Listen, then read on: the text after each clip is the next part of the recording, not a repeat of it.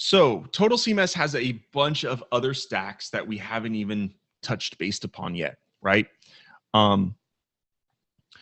So a lot of them are pretty simplist. It's pretty simple, right? They're not rocket science. Some of them are really, really cool. So let's go over those right now.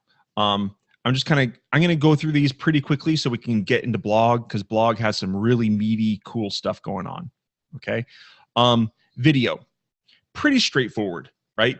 The video stack, you give it an ID, placeholder. Essentially what you can do is you can type in a YouTube URL, Vimeo URL, Wistia URL, okay? And it will display that video wherever you want on the content side, okay? What I'm gonna do is here, I'm just gonna, right here, let's just do this. Just gonna do that. Delete, delete.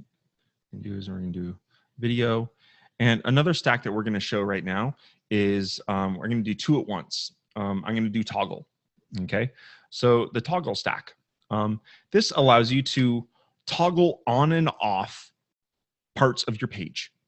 Pretty simple, right? Okay. So here we can save a video. Here I can toggle things on and off. Pretty simple. So let's go on the content side. Let's go ahead and add in the content toggle. And actually what we're gonna do is I'm gonna toggle on and off an entire video. So we'll do a demo of both of these things all at the same time. Oops, there. Content side. Did I put a toggle stack? Yes. I need video. Video. Okay. So these stacks are pretty simple on the content side. For the video stack, you put in the CMS ID. You can customize the player a little bit. Do you want autoplay? Do you want a loop? Do you want to, the player color? Things of that nature, right? And the toggle is even less settings, right? You put in the CMS ID, and then do you want, show basically when the toggle is on, show this. When it's off, show something else, right? So you can do that, kind of an if-else logic. So right now, the video will be displayed when this toggle is on. Okay, so we're kind of doing two things all at once. So right now, let's go to the admin page. Let's actually save a video.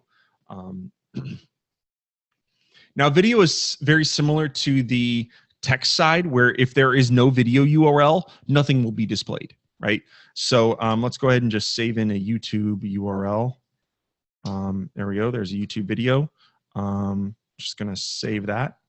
And let's go ahead and toggle that on, okay? Now, chances are in the admin area, you're going to want to have some sort of label or description, right?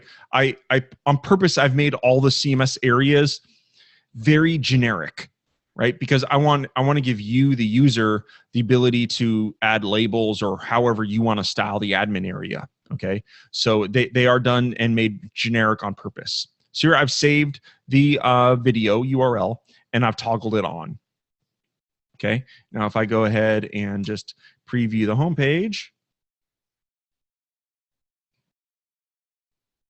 we have the video, right? Okay, so if I go back, let's say I want to just toggle that video off, right? And this is a YouTube video. I can play it. I won't right now, but it does display the video, okay? If I go back to my admin page, okay, we'll see that the toggle is on. If I go ahead and toggle that off, okay, and then go back to the home page, to the content side, we'll see that that entire area now is gone, right? So that's a great way of toggling off. You can do entire layouts, right? Maybe you want to toggle on a holiday special thing, or I know the power users of Total CMS, like they love toggle, okay? Because you can do some pretty cool stuff. It gives your clients a lot of control of, maybe you set up 3 or 4 different content areas and they can toggle all those on and off, whether based on whether or not you want to display content in there, right? So I've seen people do some pretty crazy stuff with toggle that gives a lot of control to the end user. So a lot of stuff can be done with toggle. It's pretty cool. Video is Flash based. Isn't Flash soon to be redundant? Well, this is using YouTube's HTML5 player, so it's not Flash because I don't even have Flash allowed on my Safari. So someone asked if there was Flash. This uses the HTML5 player from YouTube and Vimeo and Wistia. So no, there isn't Flash. It's HTML5 video.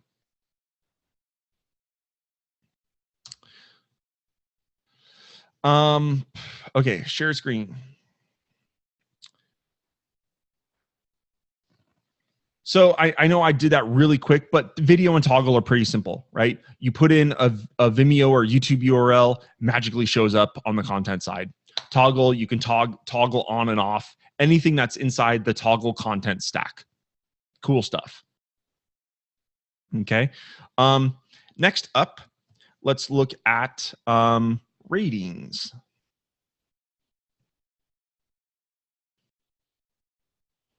Ratings, and what else is here? Oh, we haven't even done files and depots yet. Okay, we got files and depots to do. Okay, so we got ratings, feeds. Got it. Where's Datastore? What do you have?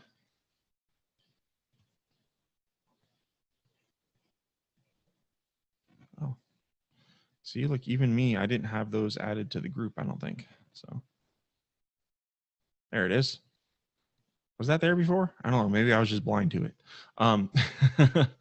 Okay, so we got Datastore, depots, files, feeds, ratings left. Oh boy, man. Okay, ratings. Ratings are pretty cool. Okay, they allow many different things that you can do with ratings. Okay, on the admin side, and you can kind of use them on many different ways. So you can do rating, you can do type, which is like more of a like. Okay, you can do stars. Okay, you can, and then you can do kind of a manual. You can define the maximum number of ratings. Okay, so you can say, you know, if you want a 10 base star rating, you can. Okay, the default is a 3-star rating. Okay, oh no, max rating is 10. My bad. So if we wanted to do a 5-star rating system, we could do that. We can do stars. You can do more than just stars, right? You can do circles. You can do batteries. You can do hearts. You do all kinds of different stuff. Okay, alignment, and then these are a lot of the icon sizes. Okay, so on the admin side, though, basically what this is just it's just a way of informing you what users have rated on the content side. So in this instance, the admin stack for ratings is purely an informational tool, okay? Because the real power of the rating stack is on the content side. So on the content side, I'm going to go ahead and add a rating stack to this page. I'm just going to delete that toggle, okay? We're going to add a rating stack. Add it right here. Why not? Okay. So here I can do a, let's do a ratings, a star-based system, maximum of 5 stars. We can preview a rating of 3.5, just the preview that we have here. We'll use stars. The CMS ID is that. And then these are just all styles. So icon size, colors, you know, label size, all kinds of stuff, right? And then you can also display the totals. So you can have the totals on the left, hide them. You can have them on the right. Okay. So you can say how many total ratings are there. Okay. So if we go ahead and preview this, okay, we'll see that here what I can do is I set my default rating to be an average of 3.5. Okay. So let's go ahead and let's say I want to set this to 4 stars. So I'm going to go ahead and click on that. Okay. And it remembers that now it no longer says 3.5, it says 4 stars. Okay. Now if I select the same star rating again, it will unselect it, right? But if I preview or if I refresh this page, it'll remember my star rating. Oh, at least it should. That's because I clicked it again. It unremembered it. Oh man. What? I go 5 stars. Let's look at the admin side. I haven't played with ratings in a long time.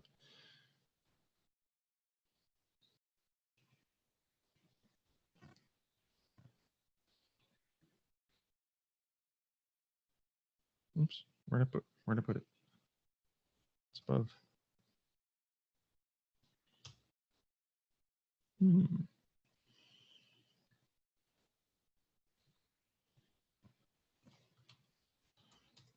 Boom, boom. Let's see if we refresh this. There should be your ratings.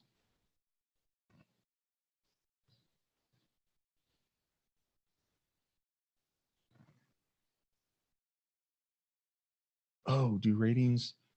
Oh, let's publish this. I think I made it so that's right. I made it so ratings, actually totally forgot about this. Ratings do not work inside RapidWeaver on purpose. I planned it that way so that you can't gain the rating system by just like clicking and rating locally.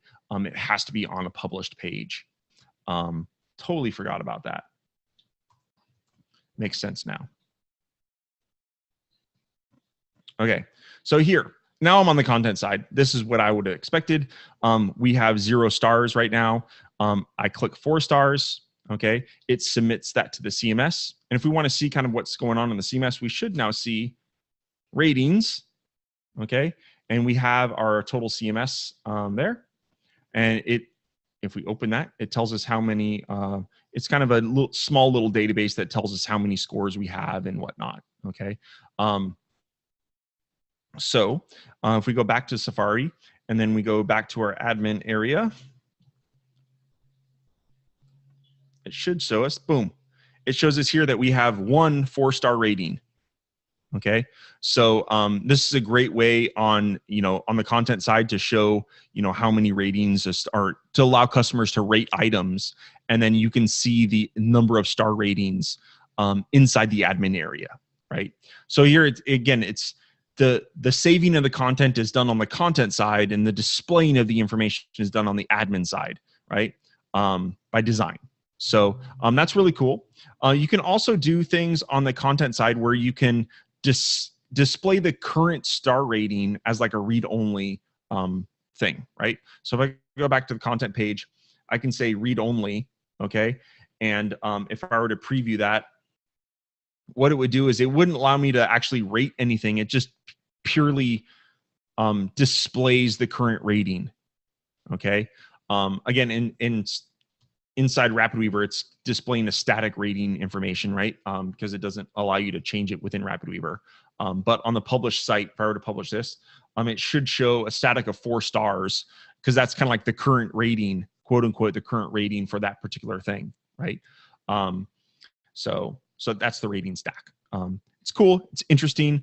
I do plan on hoping on integrating this into various other aspects. So like you can have a rating for a gallery, ratings for and a blog post, right? So you can kind of have stars for those things assigned to each individual item. That's on the feature request list. I hope to add it someday soon. But right now it's all individually based, okay? So you can't right now have ratings tied to a blog post yet. But that is something I think would be a really, really amazing idea. Here's a question about ratings. Can I display a rating stack in the content area so users know what the rating of is? Oh yeah, so that's just exactly what I just said. So I just published that. And if we go back to the content area, so there we go. So that's a static rating. So in this case, what you would probably want is you would put a content rating stack on the admin side, so the admin can set the rating. Okay, and then use the content rating stack in read-only mode on the content side, right? So does that make sense? So here, let me do that again. So here, let me set up that situation. So here we have a read-only ratings on the content side. Okay, it's read-only. I'm gonna copy this. Let's go to our admin page. I'm gonna put it there. Oh, because this is a content stack, it needs the CMS core on the page. So I need to do that. It's gonna require that I do that. So I'm gonna just throw it at the bottom here so it's out of the way. Okay. Oh, and it needs this. Okay. We'll just hide it. Okay. So now we on the admin side. Now we're on the admin side. Okay. And I'm gonna uncheck the read only. Okay. So now we're going to publish this because ratings only work on the published site. It's 3 o'clock.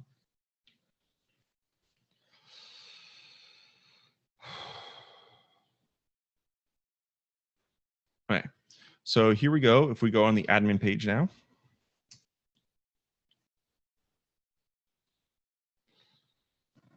So here I can now set a rating. So if I go ahead and set this to 5, okay, and then if I go back to the content side, we'll see that I manually set it to 5.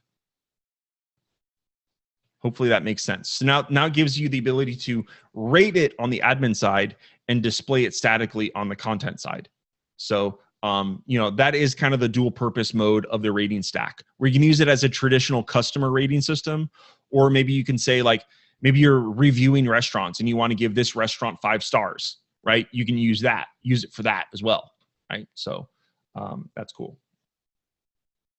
Yes, I did put the content rating stack in the admin area because in this use case, I wanted the admin to set the rating, not the user.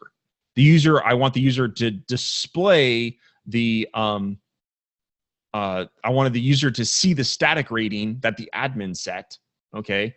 So in this case, there's use cases for ratings where the content stack could be used either place, right? It depends on what you're trying to achieve.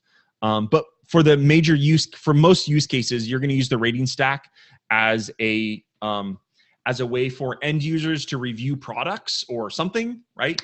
So in that case, most of the time you're gonna have the content stack on the content side because you want your visitors rating things, right? So that's why that is a content stack.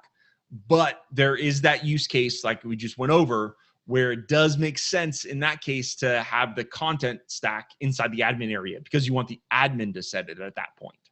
I hope that makes sense.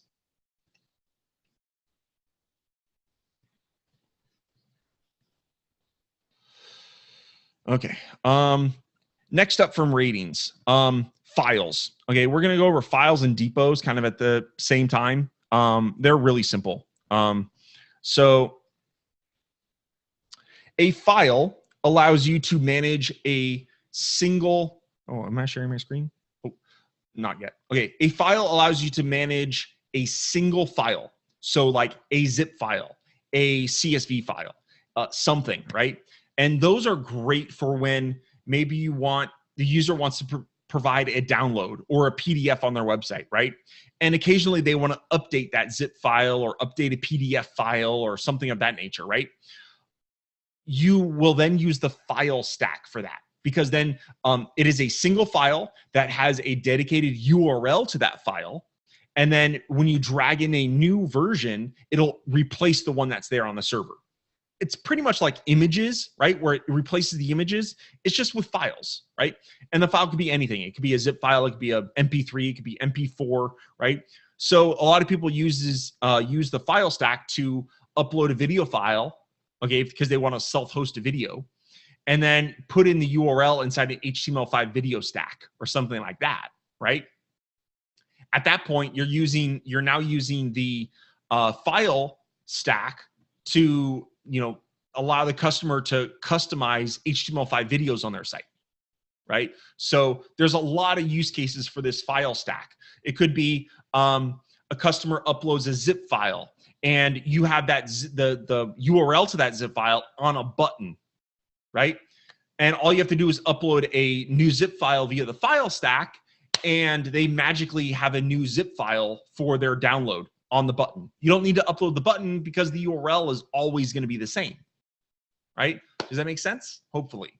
Now, Depot is a little bit different. Depot is kind of like Gallery, but for files. So you can upload as many as you want, okay? And then on the content side, there is a great Depot stack that allows you to view all of the files in a Depot, Okay. So without further ado, I'm going to jump in and we'll see what those are and how to use them really quick. But hopefully you can see the difference, between basically they correspond very tightly to what an image and gallery are. You just have file and group of files, a depot. Okay. So let's dive in and see those. Share my screen. Okay. So here we have in the file, I'm just going to keep all the CMS IDs pretty much the same from now on. There's not much here. File, you can specify the exact file that you want, the extension. So zip, PDF, PSD. It's going to have most extensions that you're going to potentially want, right? So in this example, if we wanted a PDF, we could do that, or a zip file. Okay. And then you can style it. So this is kind of Foundation styling if you are using Foundation. You can hide the file extension from the view here, so you can just have file name. Okay. You can open the link in a new tab. Oh wait, I just realized that I added in the content stacks. I was like, these are looking like content settings. And there we go. That makes sense. And depot. Okay, here we go. File. This is looking what I thought it would be. CMS ID. So here we go, CMS ID, and you put in that, and you have your file type. And that's it. Really, really, really simple stuff. Okay. This is really cool to use with CSV files if you're using something like my Power Grid CSV stack, because that will take a CSV file and then generate a HTML table based off the CSV file. So it's pretty cool. You can use the file to upload a CSV file, and then get the URL to the file from the admin area. We'll see that in a second. Place that into the URL field inside Power Grid CSV, and you magically have a CSV-driven table on your website that is powered by Total CMS. Pretty cool. That's cool stuff. Similar to the HTML5 video stuff, right? Very interesting. Depot. Again, very similar, very simple settings here. You have CMS ID, and you can give a maximum height to the files. Okay. This particular one was I set it to a zip file. Do I have a zip file on my machine that I can just quickly upload? Yes. Okay. So just for kicks, I'm going to go to the content side, and let's go ahead and configure these two bad boys here. And we're going to go here, content side, we have file, and we have depot. Okay. And the file, I had a zip file. So you're going to want to make sure, kind of like on images, that the file type matches, right? And then you can style it with various options. You can hide the extension, open in a new tab. So when a user on the content side, this allows you to click on it. Okay. Same thing with this depot. You can have it. The depot has the ability to display files as a list or files as a grid. You have some sort abilities, and then you can style them and based on the grid and all that jazz. You can force file downloads, which is very cool. So when someone clicks on it, it'll force the download, even if it's a file that could potentially be opened in a browser window. Okay. So I'm going to go ahead and just publish this stuff.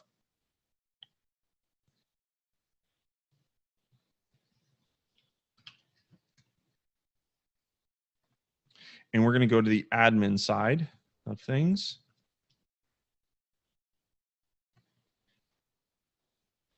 Okay, so here is my file. Okay, it's totalcms.zip. Now, I'm going to be uploading a file that's called pointspopbox.zip. Okay, and if I upload that, doesn't matter what the original name was, it will be renamed to be what the CMS ID is. So here I kept that as totalcms.zip, right? If we look at the server and CMS data, we can go to file, and we'll see that there's totalcms.zip right there. That's the zip file I just uploaded. Okay. Now, if I were to upload a different zip file, which I don't think I have one readily available, okay, it would replace that zip file, okay, with the new one. Okay. Now, in this depot down here, depots will take anything, right? So let's say I have this PDF document. Okay. I can upload a JPEG, And if you notice here, what it does is it actually shows you the kind of the icon for each particular file, right? So I can upload a zip file there, right? And I don't know what else. That should be good. These MP4 files are huge, so let's not upload those. Okay, so you see now I have 3 files there. What's kind of cool is it shows us the each individual icon for that type of file that it is. If you notice when you hover over these, we also get similar to the image in galleries. We have the ability to copy the file path, right? Now there are also CMS macros that you can get for path. So you can do, CMS file path and then the CMS ID, okay? But it's really simple just to open up the admin area, get the link here, copy it. Then you can paste this URL into a button, right? And then that button will download the zip file, okay? Really, really simple stuff. Same thing with Depot. If you, Depot, let's refresh. So here, I can click on that. I can get the actual download to that file here, okay? And I can do that with each individual file, okay? And obviously, you can delete a file from a Depot or delete a file on the server just by simply clicking the trash can button, okay? Now, on the content side of things, this is the file stack, and here's the Depot stack, right? There are many other ways to use files and depots other than displaying this. This is just kind of a convenient download stack, right? If you throw this on the page, it'll gives you a cool little icon. You can click it and download it, okay? But if you wanted to, right, you can go here, and instead of that, let's say I wanted to add a button to my page. So I could add a button here. I could, remember I copied the URL from the file before. Oh, I guess I didn't copy it. I just highlighted it. Let's go ahead and go back to the admin page. And I'm going to go here and I'm going to copy this. And I'm going to put that inside of my button. Set link. Change my title to download. Okay. I now have a download button. Right? I publish that and go to the page. I now have a download button that will download this file. So you don't even need to have this file stack. You could just simply use the file URL to put in wherever you want. Okay, it could be a download button. It could be in an HTML5 video stack. It could be inside of a PowerGrid CSV to import a CSV file. Really, the use case for file is unlimited because all you need to do is provide a file, and you could just keep replacing that file via uploading new versions from the admin stack. Okay, conversely, you could use Depot that way as well. You can upload a file to a Depot and then get the link and put it in a download. But with Depots, the files won't replace themselves like the file stack will. So hopefully that makes sense. But the Depot is useful for providing full lists of maybe downloads for your students if you're a teacher, right? And you had a little class and you want to be able to provide them downloads to files and stuff like that. All you have to do is upload it to a Depot, and they're magically all there on the server. And this Depot content stack will display all of them in a nice download form for you. Okay, so it's very nice.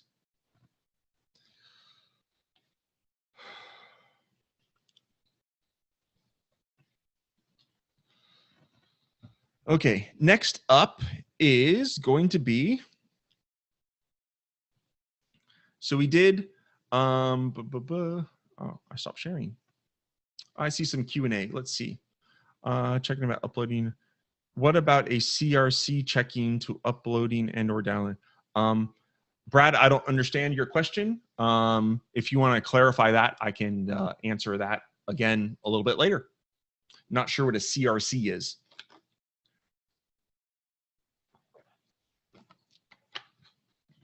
Okay. Share my screen again.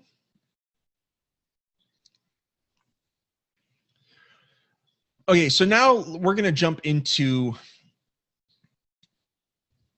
Actually, let's do Datastore first. Okay, I think Datastore is really, really cool. Okay, and Datastore actually starts on the content side. Okay, so Datastore is kind of like ratings. You have multiple use cases for it. Okay, where the content stack could be used inside the admin side and vice versa. Okay, but by default, Datastore, essentially think of it this way. It's a form, a very simple form, okay, but a form.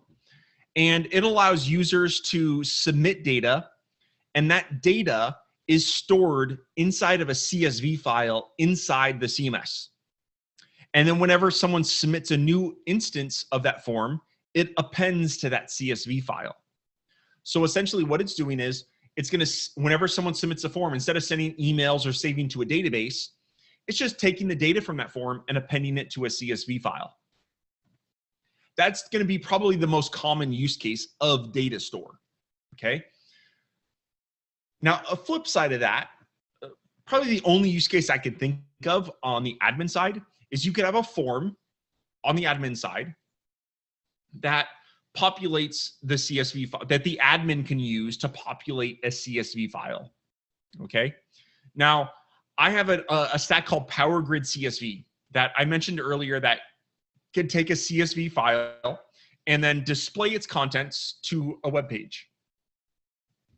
Now, what if your admin used this little form to save data, okay? And then that data from the CSV, because it's just a CSV file on the in the CMS, is then displayed inside Power Grid CSV to the content, okay? Now, I'm not going to be able to show you that today, right? That part where, you know, the admin saves it and then Power Grid CSV displays it. I'd be happy to. I think I have a demo of it, maybe. I think I did a demo of it maybe in one of my videos. But we are short on time today, and I really want to get into blog.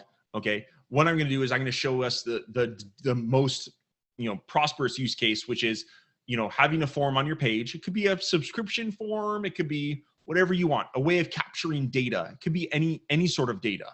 Okay, so we're going to create a form and we're going to save that to the CMS. So let's go ahead and share my screen.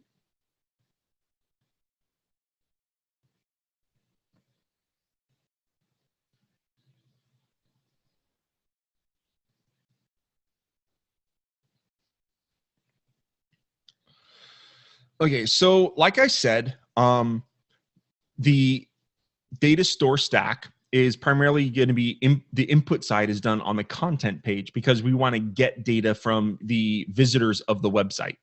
Okay. I'm going to go ahead and add another one column stack into here. Do my traditional 3rem. Okay. And then we're going to add a content Datastore stack. Now the Datastore stack is essentially just a bunch of inputs. Okay. And you can add as many inputs as you want. Okay. Now you can lay them out. So if you can actually use column stacks. So you can add in a column stack and say, you know, I have a field here and I have a field here. Okay. And then maybe you have another field there on the bottom that's, you know, 3 lines. Okay. So let's say, for example, this first field is name. Okay. So we do name, email. This is like the most generic use case, right? I mean, this is kind of, and comment.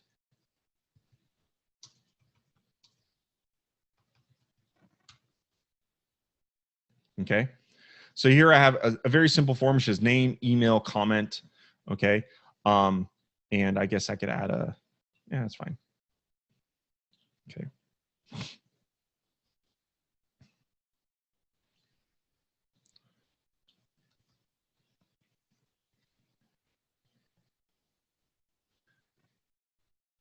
So I'm going to say Joe.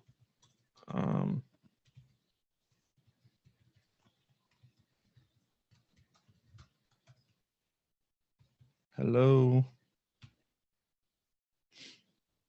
Oops. Oh, we need to have.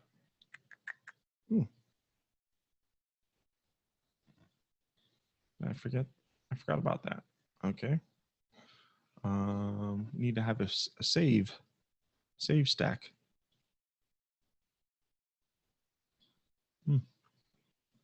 Okie dokie.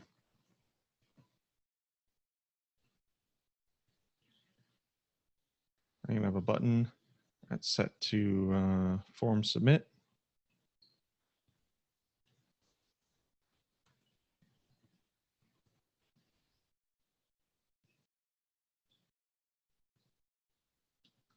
Let's preview this so it's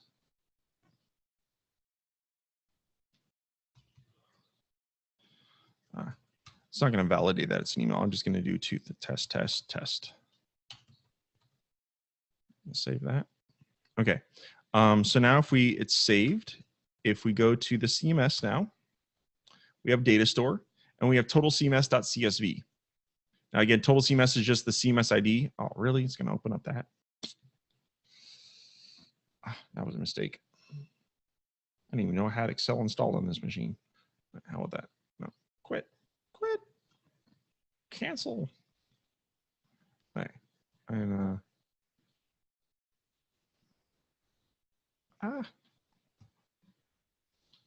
that messed it up. Open with. What? Oh, I'll just open it up with text edit. It's fine. So there we go. You'll see that it has Joe test comment. Okay, pretty simple. And if I go ahead and do it again, Rob, hello there. Save. Okay, go back here. If we were to open with text edit again, you'll see that boom, there it is. Okay, so that CSV file, every time a new submission happens, it just appends that to the CSV file. Okay, very simple concept, but again, very powerful. It's very cool. You can have as many fields as you want. You could have just one field, and that basically it'll be one line for every submission. It's very cool. So kind of like your mind is your own worst enemy on this one, because it's just whatever you can imagine. Now on the admin side, what we can do, okay, is let's go over to the admin Datastore. Okay, the admin Datastore, all you do is provide the CMS ID, which we'll leave as the default. Okay, and let's preview it in the browser. Okay, so on the admin side, we have a couple things here. So it's just the icon of a data store, and then there's two buttons below it. This cloud button downloads the CSV file. So we click on it, it will, oops. Oh, it's because it's doing it locally. Or we can edit it. Okay.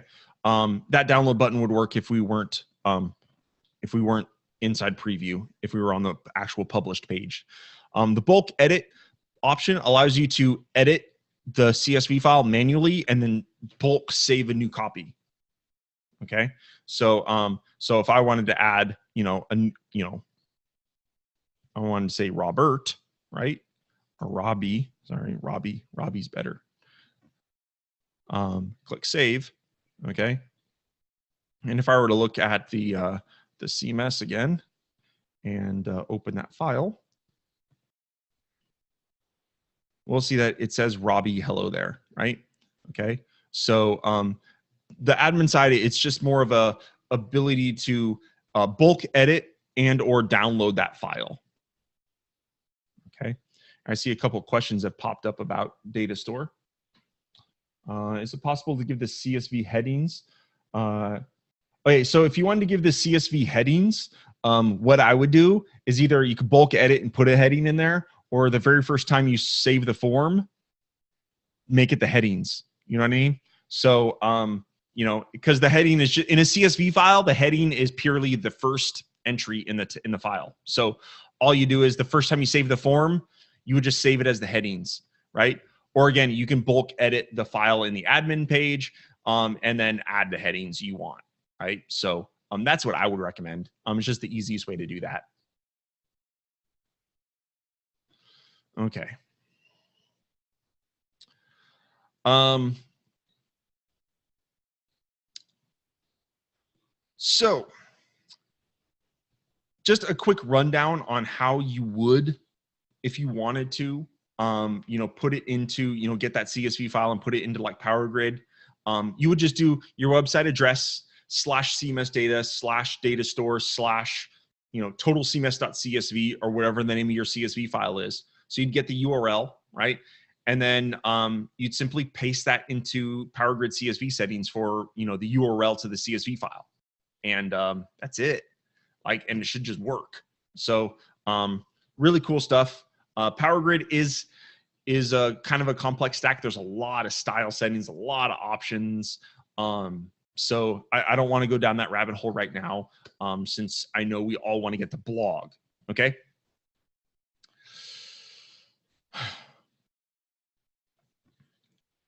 Next up, last thing before we get to blog, okay, is feeds.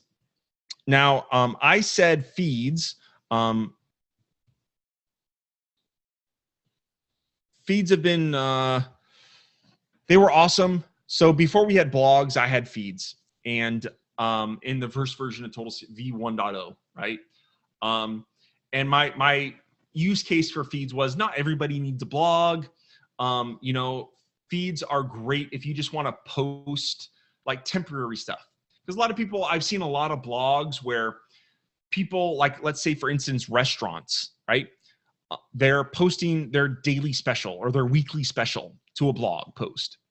And really that data just doesn't make sense for a blog post, because blog posts really are like, in a traditional sense, there's something that you would go and look up later on, right?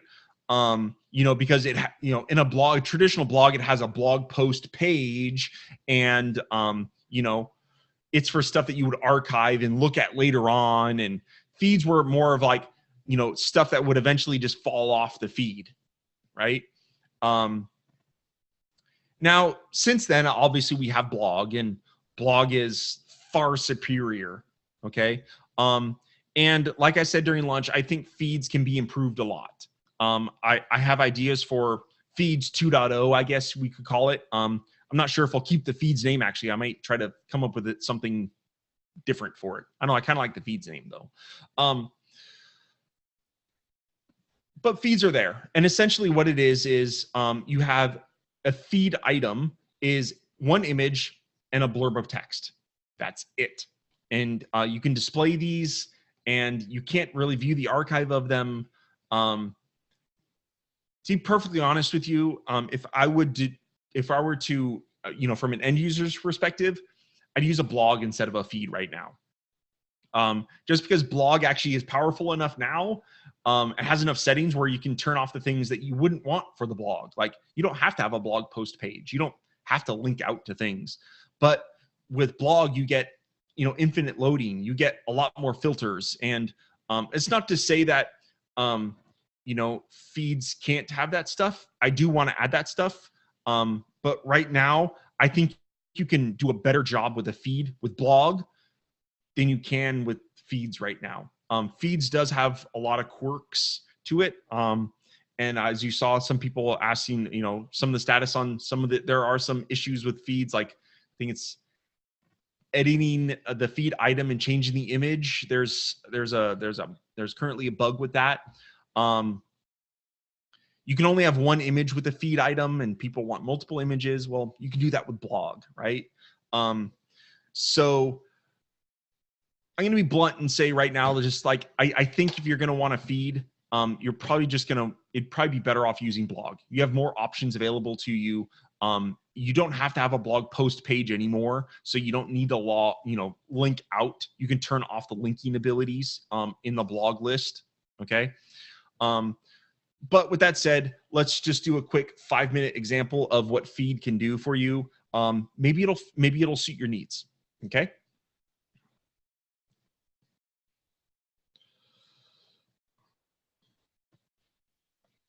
So feeds, it all starts off with the feed stack. Okay. Actually, we need 2 columns. We need a 2-column stack for feeds.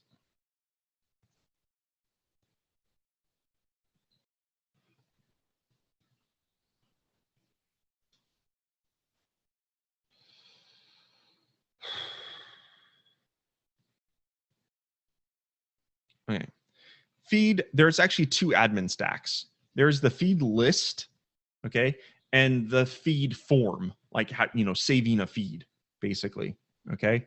And the feed form has all kinds of different things and very similar settings to what you've seen in other stacks. Okay, you have CMS ID. You can change some placeholder stuff. You can hide the feed image. So if you don't want a feed to have an image, you can show the save button. Okay. Feeds do have RSS feeds associated with them. So you can, you know, have a feed title and all that jazz. You can give a, you know, the link, the item link should be what page your feed is on, because feed items don't have individual links. So in the RSS feed, every feed item is going to link to the same page. Okay. And then we have all the image resizing abilities and HipWig options that we'd have from image and HipWig editors. Okay. You can also do plain text here as well. So all these settings should look very familiar. They all behave exactly the same as they would if you were doing an image or a gallery or text. The feed list, all this does is shows you existing feed items so you can potentially edit them, delete them, do things like that. Okay. And then on the content side, so let's go ahead and, or let's publish this. And what we will do is I'll create a few feed items that we can then see.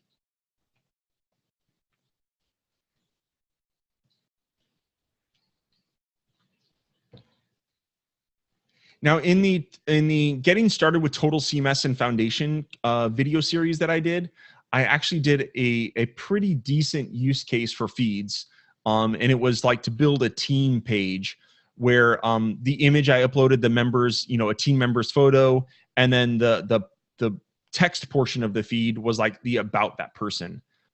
It worked. I thought it was a really decent way of using feeds. And it was simple. It was, you know, pretty much exactly what it needed. It didn't need to link out to anything. It just kind of worked, right?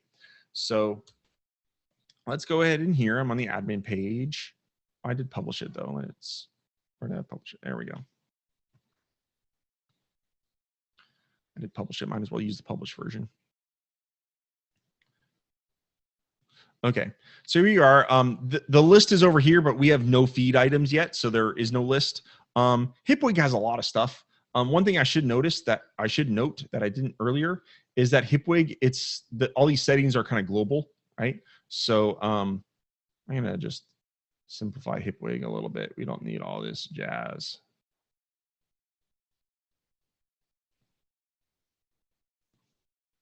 All right, there we go. Just simplify that page a little bit. Okay. So what I can do now is I'm just going to, here, let's drag in an image and I'm just going to type in some Hipsum. We're going to save. Okay. And there it goes. It refreshed my page and now I have my first feed item, right? I'm gonna go ahead and let's just add in a couple more feed items here. So I want those images. Let's do that image and some more Hipsum text.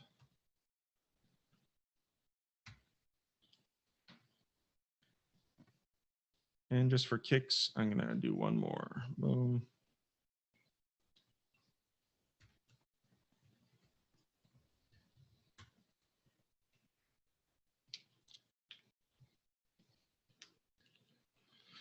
So there we have it. I now have 3 feed items. Okay.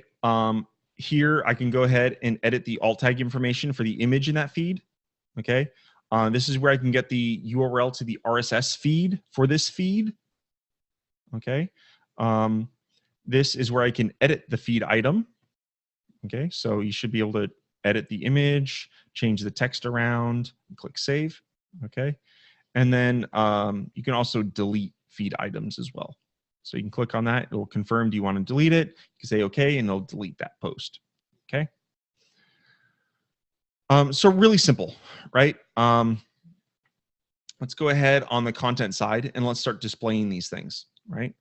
So let's go to, if you remember how the original version of blog looked, like blog, I think it was like the original 1.2.0. Blog was a lot different than it is now.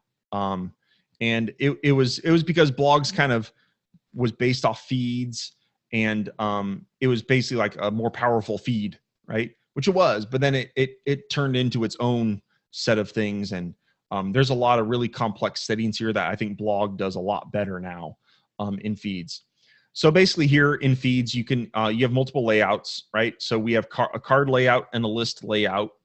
Okay, you can image align left, right, center, change the image width and the paddings, and do you want to flow the text around the image or don't? You can have a read more button so that if the text in an item is too much, it'll pretty much it'll shrink it, and then it'll put like a little read more link, and then it'll use JavaScript to kind of flow that text down. It's not like the read more in blog. Okay, it is different. And then you can provide the height, the trigger height for if a feed is greater than 200 pixels tall, shrink it up. Okay. So let's go ahead and just preview this right now. Let's see how it looks. So it's here. I mean, it's a feed, right? So here I have, I didn't add any padding. Probably need to add some padding here. You could alternate the colors. So if I clicked on alternate colors, we could, have, the item colors are different. So it's just a different way of providing data, right? It could be, you could use this data for so many things. It could be like I have here where it's showing, a picture of a person and some information about it. It could be this week's specials, right? But the whole thing is, you display a certain number of those feed items, and ones that are older, you don't see, right? They're just they find a fade off the page and they're gone, right? I mean, they're still in the CMS, they're not gone, but you'd have to have another page to display older ones or something like that, right? The control for, loading older feed items isn't there. I agree that it needs to be there, but the stack needs to be completely redone and done better, kind of more how like blog is done. It needs some improvement, but with its implementation of what it is now, it works, right? It's simple. You can have a picture and some text, and then you can add that to your sites, right? So if you have some sort of repeating content, okay, feeds can be great for that, where you have maybe it's just reviews, right? You want to add a new customer review to a page, right? And so you add in that that as a customer review, and then maybe in the feed, in the stack, okay, on the content side, you can actually like shuffle the feed items. So instead of showing the same 3 results, right? Like here, let me do it. Max count. So here I have max count 3. So we can do shuffle feed, right? Let's just do this. We'll do 2. So you can display different amount of feed items based on mobile, tablet, and desktop as well. So you can show more on desktop and less on tablet, right? So here I'm shuffling the feed, and I'm only showing 2. Okay, so here I'm showing these 2 items. Okay, and if I get out and get back in, it should shuffle it and show me a different 2 items, and it is, right? So now it's showing me a different 2 items. Okay, so it's a way maybe you use it, for user testimonials and or quotes, right? Where you can just add stuff, maybe a little image or just text, right? And then just have a way to display a certain number of those, right? So that's the use case for feeds. They're very simple right now. Can they be made more complex and more feature rich? Definitely. Will it happen? Definitely. When will it happen? I don't know. So, but for right now, feeds works. And they work in simple use cases. Some people try to use them, I think, for too much. And they try to make feed into a blog. And at that point, just use a blog, right?